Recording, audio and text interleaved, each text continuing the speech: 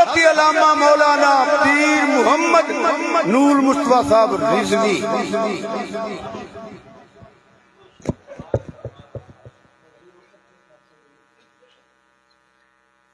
الحمد للہ الحمد للہ رب العالمین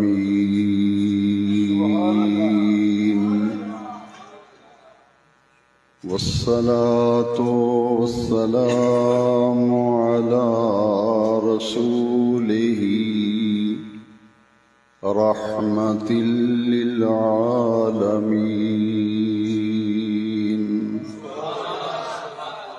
شفيع المذنبين خاتم النبيين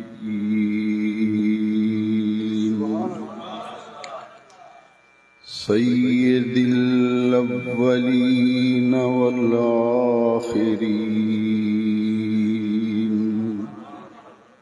سيدنا ومولانا محمد رسول رب العالمين وعلى آله وأصحابه أجمعين. أما بعد فأعوذ بالله من الشيطان الرجيم. بسم الله الرحمن الرحيم. ولا تقولوا لمن يقتل في سبيل الله أموات بل أحياء ولكن لا تشعرون. صدق الله مولانا العظيم. إن الله وملائكته يصلون على النبي يا أيها الذين آمنوا صلوا عليه وسلموا تسليما.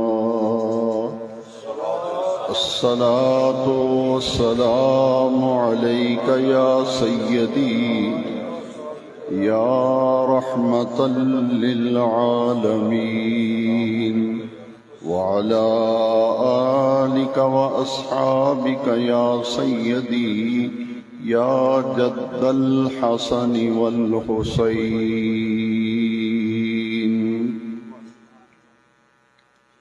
صدر محفل، رونق محفل، تاجدار اقلیم خطابت، فخر السادات، ترجمان اہل سنت حضرت علامہ قبلہ پیر سید فدا حسین شاہ صاحب حسینی نقوی دامت برکاتہم القدسیہ، جگر گوشہ خطیب الاسلام، جانشین خطیب الاسلام، صاحبزادہ والا تبار حضرت قبلہ صاحبزادہ پیر سید عطاء الحسنین شاہ صاحب قدس ظلہ العالی، اور انتہائی عزت و احترام اور تکریم کے لائق صاحب علم و فضل شخصیت، جن کا میرے بعد خطاب ہونے والا ہے، اور میں خود بھی یہ چاہ رہا ہوں کہ میں مختصر گفتگو کروں اور آپ کا تفصیلی خطاب ہم سننے کی سعادت حاصل کریں گے.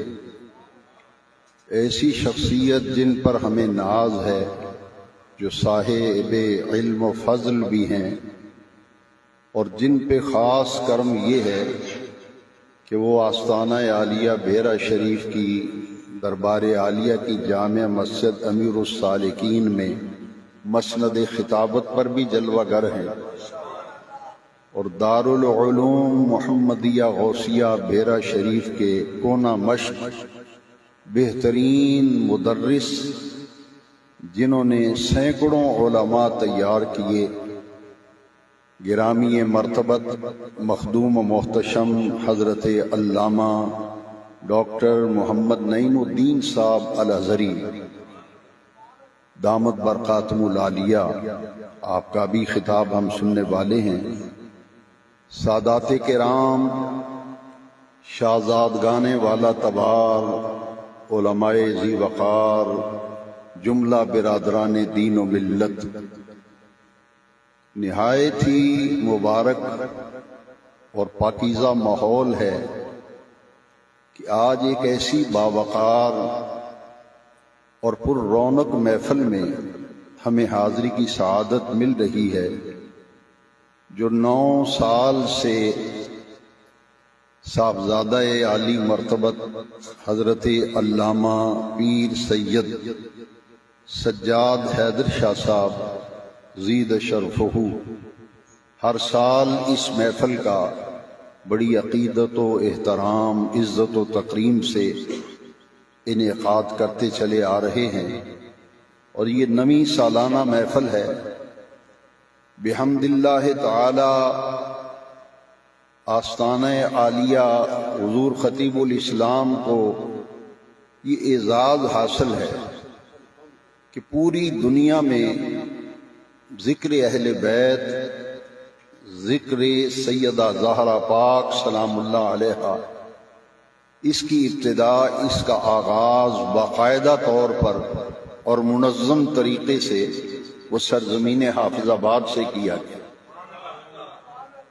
اور آج بہت سے مقامات پر محرم شریف کے 10 دنوں میں، 1 محرم سے لے کے 10 محرم تک منظم انداز میں باوقار طریقے سے محافل ذکر اہل بیت کا اہتمام کیا جاتا ہے۔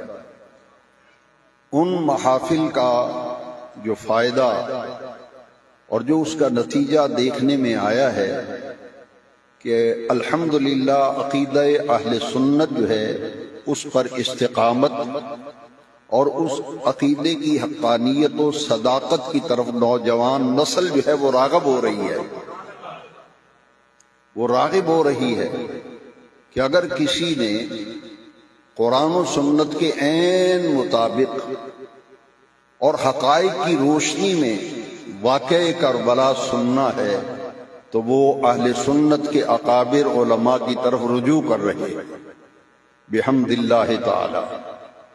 اسی طرح 3 رمضان شریف کو سیدہ زہرا پاک سلام اللہ علیہا کا دن منایا جاتا ہے، بڑے پیمانے پر اب منایا جاتا ہے، اور پھر یہ مبارک سلسلہ جو صاحبزادہ صاحب نے شروع کیا، انہوں نے ایک بہترین کتاب بھی مرتب فرمائی، حضرت سیدنا امیر حمزہ رضی اللہ تعالیٰ عنہ کی ذات گرامی پر، آپ کی شخصیت پر بڑی مثبت اور بڑی مدلل اس میں گفتگو انہوں نے تحریر فرمائی، جس کو پڑھ کر قلبی سکون حاصل ہوتا ہے کہ الحمدللہ خطابت کے ساتھ ساتھ اللہ کریم نے صاحبزادہ والا شان کو تحریر کا بلقہ بھی عطا کیا۔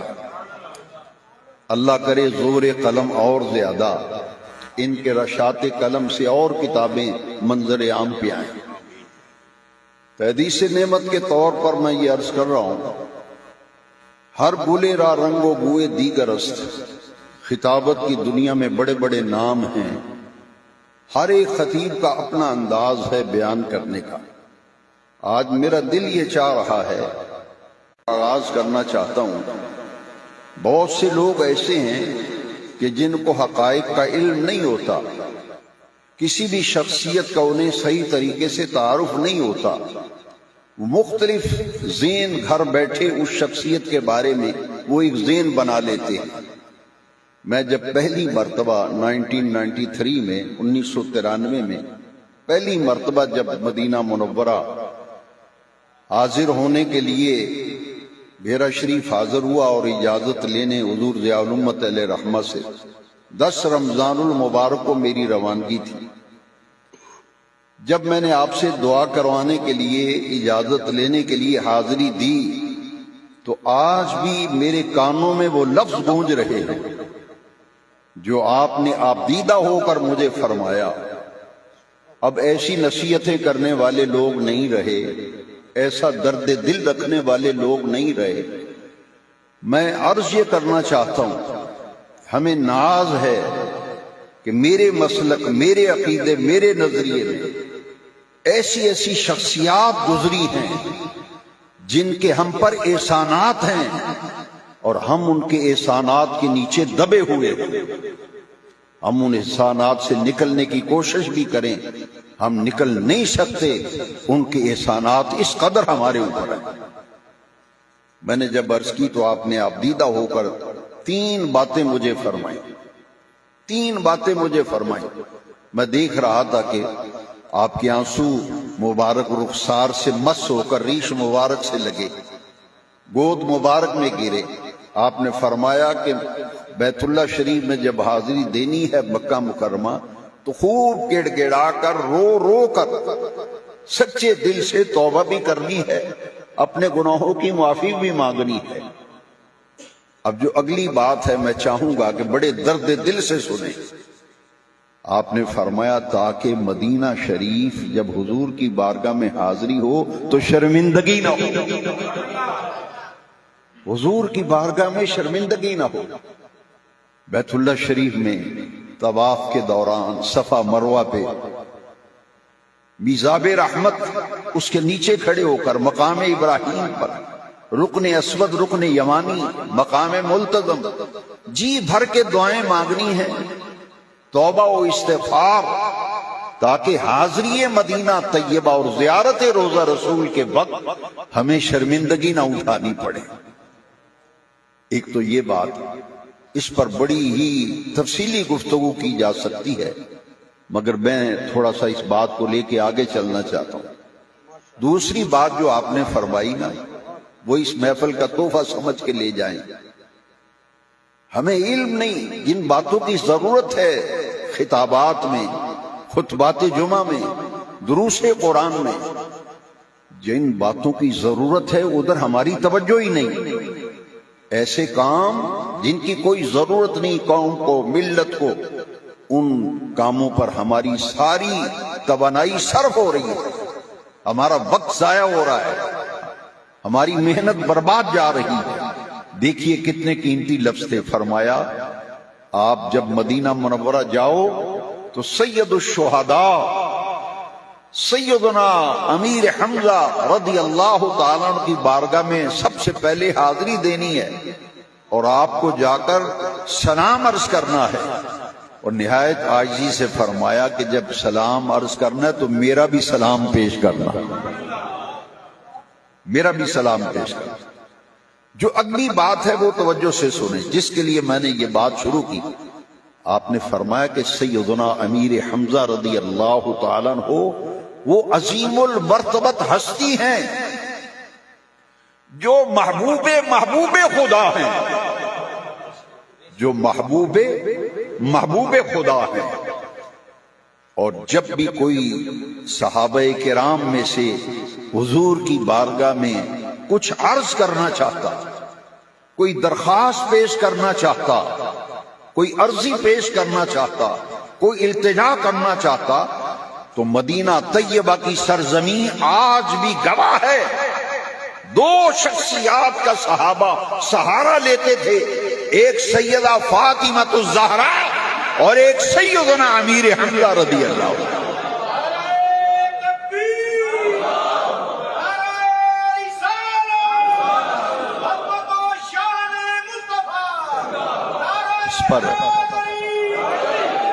اس پر میں نے اپنی ڈائری میں اس میں تھوڑی سی تفصیل لکھی لیکن جو موضوع سے متعلقہ ہے بات وہ عرض کرتا ہوں کہ صحابہ جب بھی حضور سے کوئی بات عرض کرنا چاہتے تھے کہ یہ میرا معاملہ پاس ہو جائے، حضور اجازت فرما دیں، حضور اس پر نگاہ لطف و کرم فرما دیں، تو صحابہ دو شخصیات کا انتخاب کرتے تھے.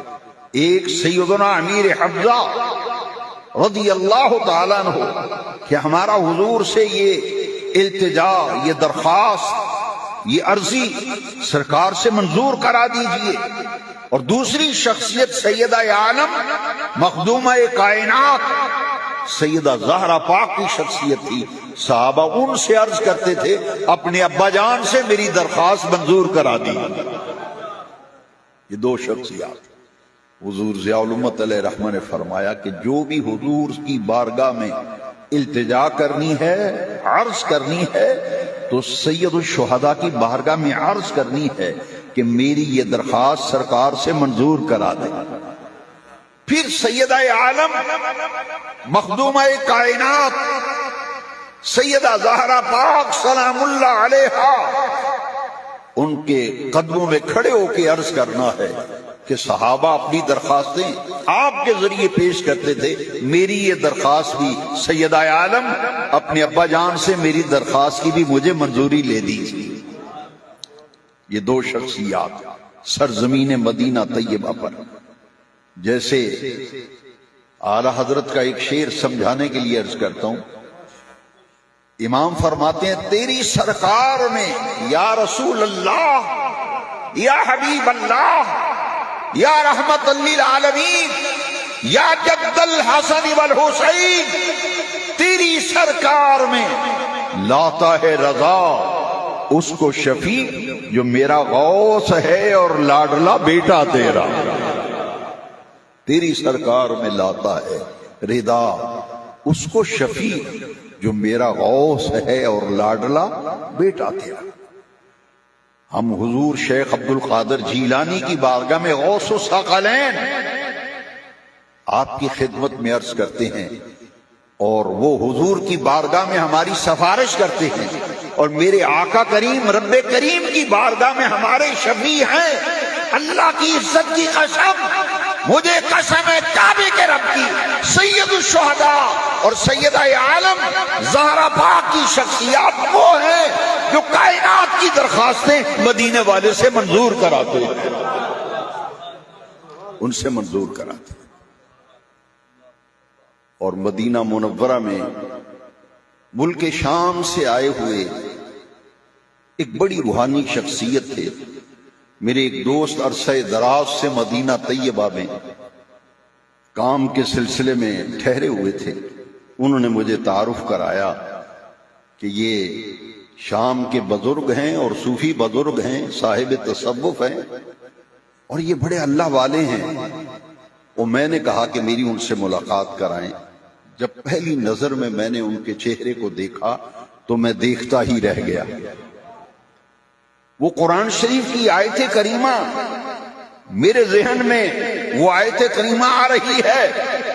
بے نیاز رب نے حضور کے صحابہ کا جب تعارف کرایا قرآن میں 26ویں پارے میں سورہ فتح میں، بے نیاز رب نے فرمایا سیماہم فی وجوہہم من اثر السجود. کائنات والوں، دنیا والوں، یاد رکھو حضور کے صحابہ وہ ہیں جن کے چہروں کو دیکھیں تو عبادت کے انوار و تجلیات ان کے چہروں پہ نظر آتے ہیں. سیماہم فی وجوہہم من اثر السجود. پھر یہ جو اولیاء اللہ ہیں قرآن نے ان کی گواہی دی، الذین یبیتون لربہم سجدا وقیاما. اس آیت میں ایک بڑا باریک نقطہ ہے. الذین، یہ وہ لوگ ہیں، یبیتون، باتا یبیتو، رات بسر کرنا. عرش والے رب نے اولیاء اللہ ان کی عزت، عظمت اور مقام کو کیسے اجاگر کیا قرآن میں. قرآن میں بے نیاز رب فرما رہا ہے یہ وہ لوگ ہیں جن کی راتیں بسر ہوتی ہیں، جن کی راتیں بسر ہوتی ہیں، راتیں گزرتی ہیں لربہم، اپنے رب کے لیے. اللہ والے راتیں گزارتے ہیں کس کے لیے؟ اپنے رب کے لیے. اور پھر بے نیاز رب نے فرمایا کیسے بسر ہوتی ہیں؟ سجدم و قیام. کبھی دیکھو تو سجدے میں نظر آئیں گے، کبھی دیکھیں تو قیام میں نظر آئیں گے. یعنی عبادت گزار ہیں، شب زندہ دار ہیں، سحر خیز ہیں. ان کے چہروں پہ انوار و تجلیات نظر آتے ہیں. میں ان کو جب دیکھتا رہ گیا، انہوں نے مجھے کہا کہ آپ سید الشہداء حاضری دے آئے ہیں؟ میں نے کہا میں سلام پیش کرنے گیا تھا بحمد اللہ، کل ہی میں سلام پیش کر کے آیا ہوں. آپ دیدہ ہو گئے؟ آپ دیدہ ہو کے کہتے ہیں جتنے دن قیام ہے نا مدینہ منورہ، روزانہ سید الشہداء کی بارگاہ میں جایا کرو، روزانہ جایا کرو. انہوں نے ایک بات مجھے ایسی کہی، آج لوگ کہتے ہیں باب تشیع کوئی نہیں، دیکھنا ذرا توجہ سے سننا. انہوں نے فرمایا کہ سیدہ عالم سیدہ زہرا پاک سلام اللہ علیہا ہر جمعے کے دن، سیدہ عالم ہر جمعے کو غزوہ احد جہاں واقعہ ہوا،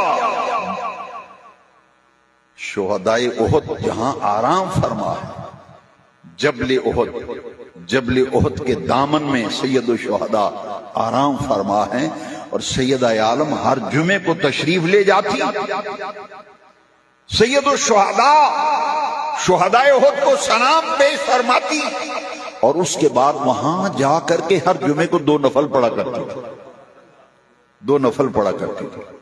مجھے فرمانے لگے کہ مستدرک للحاکم میں یہ حدیث شریف ہے کہ ہر جمعے کو سیدہ عالم سید الشہداء کی بارگاہ میں تشریف لے جاتی، سلام کرنے، اور سلام کرنے کے ساتھ ساتھ وہاں جا کے 2 نفل پڑھا کرتی تھی.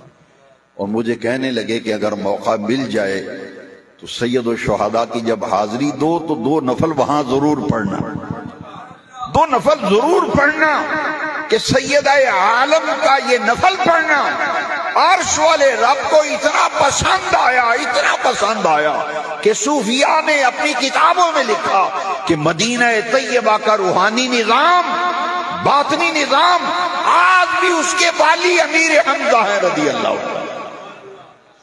والی مدینہ، گورنر مدینہ، مدینہ طیبہ، مدینہ عالیہ، مدینہ منورہ کا جو روحانی اور باطنی نظام ہے، وہ آج بھی اس کے نگران کون ہیں؟ سید الشہداء امیر حمزہ رضی اللہ عنہ.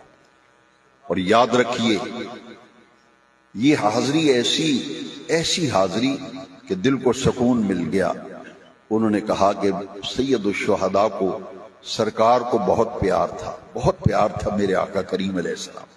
تو جو حضور کے پیارے اور لاڈلے ہیں، جیسے قبلہ شاہ صاحب اکثر فرمایا کرتے ہیں کہ بھئی رشتوں کی نزاکت کو سمجھو، ان رشتوں کی حساسیت کو سمجھو.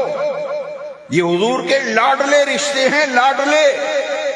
میرے آقا کے سگے چچا حضرت عباس حضور کے چچا، اور حضرت عباس تو وہ ہیں جن کے متعلق آمینہ کے لال، مکے کے شہریار، مدینے کے تاجدار حضور رحمت للعالمین صلی اللہ علیہ وسلم نے فرمایا عباس میرا چچا ہی نہیں میرا باپ بھی ہے. یہ میرا چچا نہیں میرا باپ بھی ہے. اللہ اکبر، کیا محبت تھی حضور کو ان ہستیوں کے ساتھ.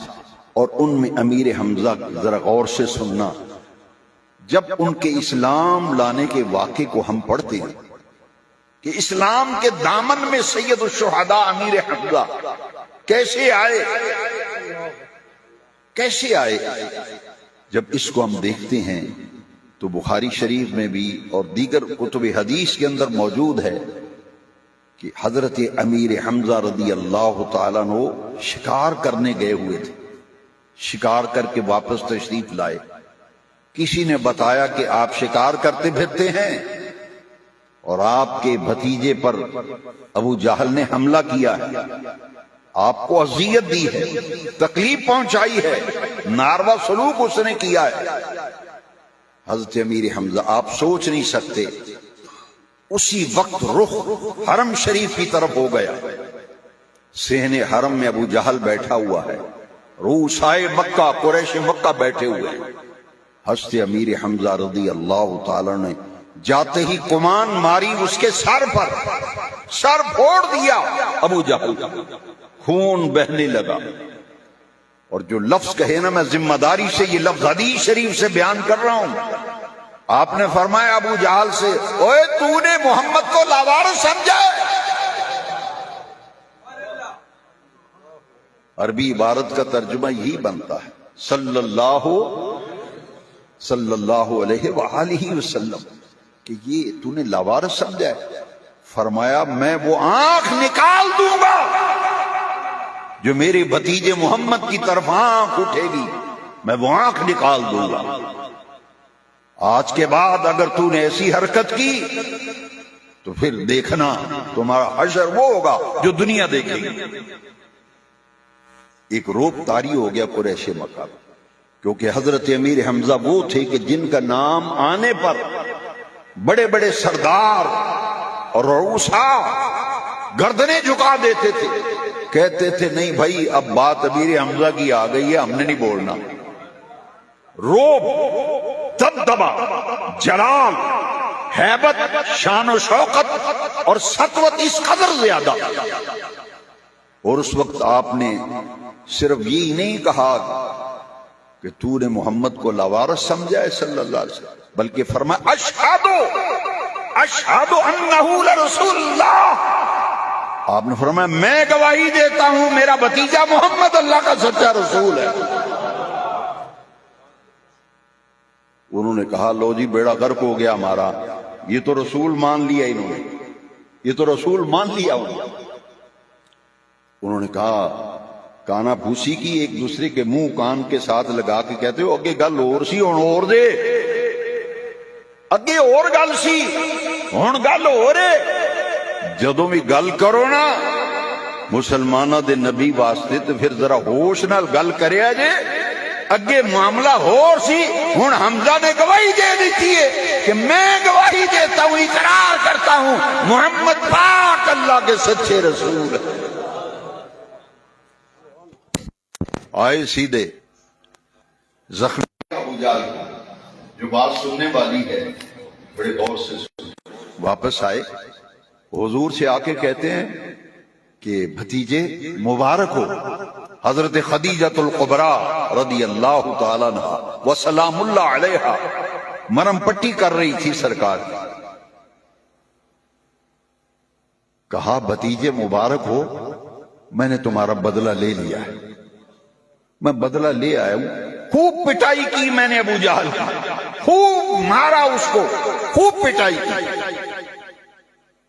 میرے آقا کریم نے فرمایا چچا جان آپ نے میرا بدلہ لیا اور ابو جہل کو زود و خوب کیا، مارا، مجھے تو کوئی خوشی نہیں، مجھے تو کوئی خوشی نہیں. اب سوچنا ذرا ایک منٹ کے لیے میری طرف دیکھیں اور غور کریں، بڑی باریک بات ہے. امیر حمزہ کی شخصیت کا وہ نمایاں پہلو جو اس حدیث سے اللہ رسول کے فضل و کرم سے جس پر میں نے غور کیا تو مجھے ایک بڑی ایمان افروز بات معلوم ہوئی.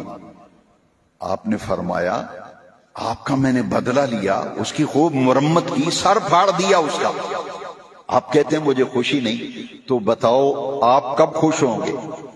آپ کی خوشی کس بات میں ہے؟ آپ کس بات پر خوش ہوں گے؟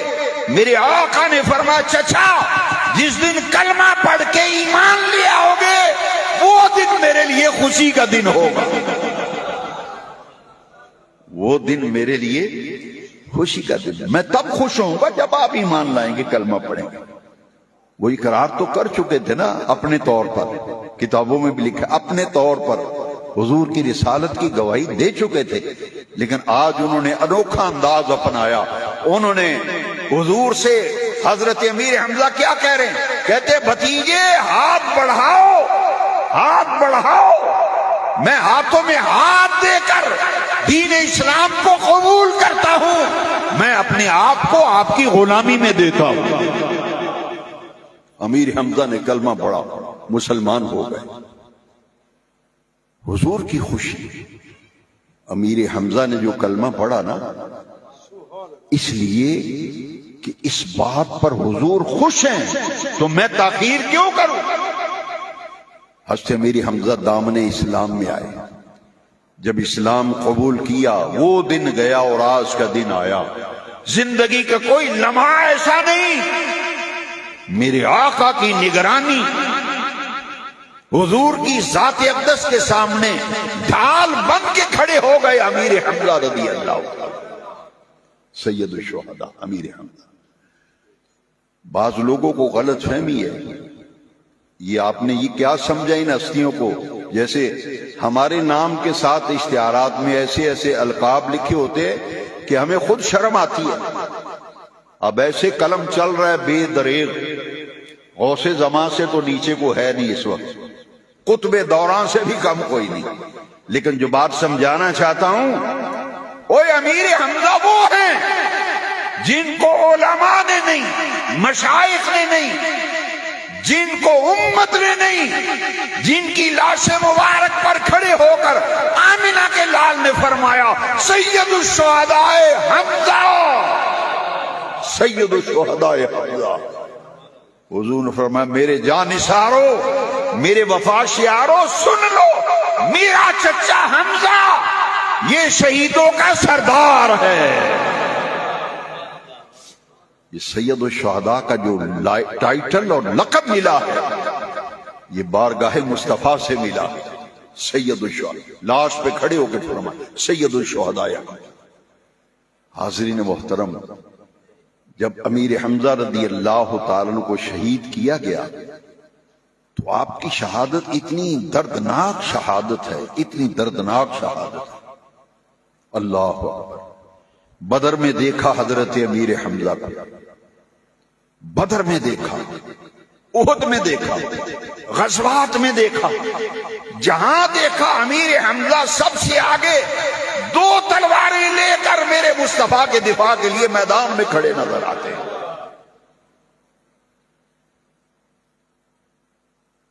احد کے میدان میں شہادت کا وقت جب آتا ہے، آپ کی ناک مبارک کاٹی گئی، دونوں کان کاٹے گئے، پیٹ چاک کیا، انتڑیاں زمین پہ بکھیر دی۔ حضور نے فرمایا لاؤ میرے چچا کی کو خبر مجھے دو۔ حضور کو جب سامنے لایا گیا، میں کیا عرض کروں، میں اکثر تنہائی میں سوچتا ہوں، جس وقت آقا نے چچا جان کو دیکھا، دونوں کان کٹے ہوئے، ناک کٹی ہوئی، پیٹ چاک کیا گیا، کلیجہ چبا کر زمین پہ پھینکا گیا، انتڑیاں زمین پہ بکھری ہیں، خدا جانے رب کو حمزہ پہ کتنا پیار آیا ہوگا، کتنا پیار آیا ہوگا عرش والے رب کو۔ امیر حمزہ وہ ہیں جن پہ 70 مرتبہ حضور نے جنازہ پڑھا، اور ان کی لاش پہ کھڑے ہو کے حضور نے فرمایا سید الشہداء حمزہ، دنیا والوں میرا یہ چچا شہیدوں کا سردار ہے۔ مستدرک للحاکم میں ایک حدیث ہے، حضور نے فرمایا قیامت کے دن میدان معشر میں سب سے افضل جو لوگ ہوں گے وہ انبیاء ہوں گے، وہ مرسلین ہوں گے، ان کے درجات، ان کے مقامات بڑے ہی بلند و بالا ہوں گے۔ حضور فرمایا اس کے بعد انبیاء و مرسلین کے بعد شہداء کا مرتبہ ہوگا، اور فرمایا کہ امیر حمزہ جو ہے نا، فرمایا افضل الشہداء، افضل الشہداء، یہ دو لقب ڈائریکٹ اور بلا واسطہ میرے آقا کریم کی بارگاہ سے عطا کیے گئے، ایک سید الشہداء، ایک افضل الشہداء، یہ دو لقب میرے نبی کریم صلی اللہ علیہ وسلم نے عطا کیے۔ غزوہ احد کے بعد یہ پہاڑ کتنا عظیم پہاڑ ہے جس کی ہم زیارت کرتے ہیں، احد، جہاں جبل احد، حضور نے فرمایا ہوا جبلی یحبنی واحبہ، فرمایا کائنات والو سنو، آنے والی نسلوں یاد رکھو، احد پہاڑ وہ ہے جو مجھ سے محبت کرتا ہے، میں احد پہاڑ سے محبت کرتا ہوں، میں احد پہاڑ سے محبت کرتا ہوں۔ حضور تشریف لے گئی، یہاں ضمناً ایک حدیث یاد آ گئی، اس کے دامن میں امیر حمزہ آرام فرما ہے نا، اس تناظر میں ذرا حدیث سنے، لطف آئے گا۔ جب امیر حمزہ سید الشہداء عم رسول اللہ صلی اللہ علیہ وسلم کی بارگاہ میں حاضری دی جاتی ہے، احد پہاڑ جب نظر آتا ہے فوراً حدیث ذہن میں آ جاتی ہے، میرے آقا تشریف لے گئے، ابو بکر صدیق ہیں، عمر فاروق اعظم ہیں، عثمان غنی ہیں۔ جیسے ہی حضور نے اپنے قدوم میمنت لزوم سے جبل احد کو سرفراز فرمایا، جبل احد وجد میں آ گیا، حرکت میں آیا اور جھومنے لگا۔ جب جھومنے لگا